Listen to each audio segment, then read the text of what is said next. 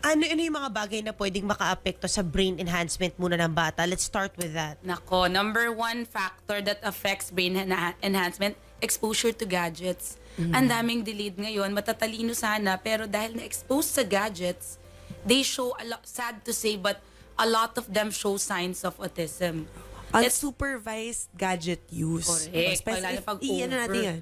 Unsupervised na pag gadget nasobrahan, there's a research, it's now called digital autism, meaning nung pinanganak, okay naman, but nung nasobrahan, na overexpose, they began showing, the red flags. Para ng zombie. That's right. Oh, true. Di mo Yun yung makausap. ito ba yung mga nagwawala pag hinatakan mo? That's right. Ito That's yun. right.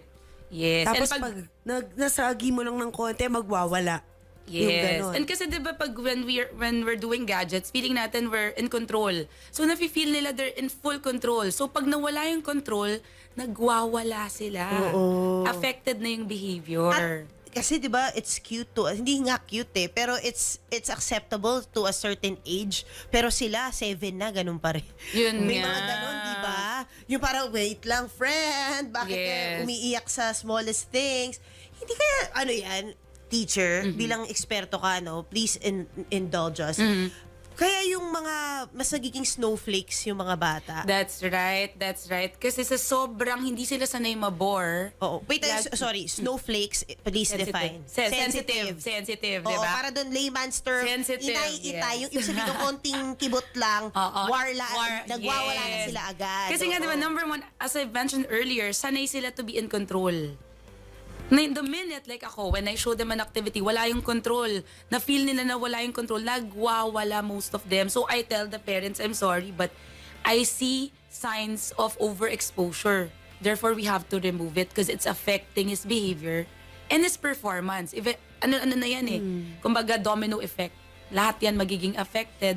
Pati school, performance sa school, lahat, focus, everything will be affected.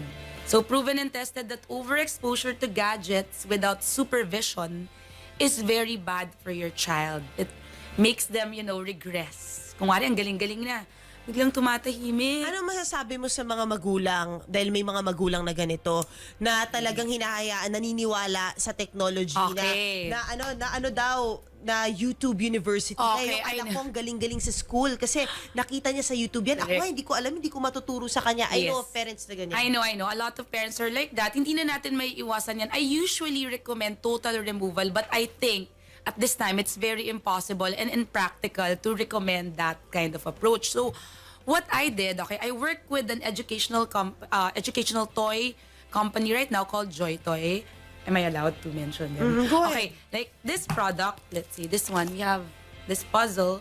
So what we're planning, we're releasing new materials soon to paano ba i-bridge yung technology sa toys na hindi pure YouTube lang. So mukha pa rin siyang screen, pero talagang Yes. physically And actually, yung i-recommend namin is while you're watching YouTube, those shows, we can match it with these kinds of toys. Cute. Hindi pwedeng diretso watch lang na wala lang zombie mode na parang alam mo yun, nanonood lang, nagiging addicted lang sila.